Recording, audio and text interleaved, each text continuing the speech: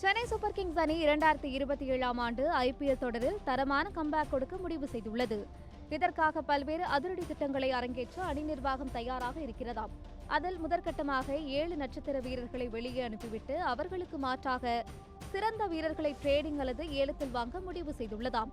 அந்த வகையில் பிரசாந்த் வீர், ராகுல் Chahar, Gurjapneet Singh, Matt Henry, Zak Foulkes, Matt Short, Khaleel Ahmed ஆகிய 7 வீரர்களும் சென்னை அணியில் இருந்து வெளியேறலாம் என்று தெரிகிறது.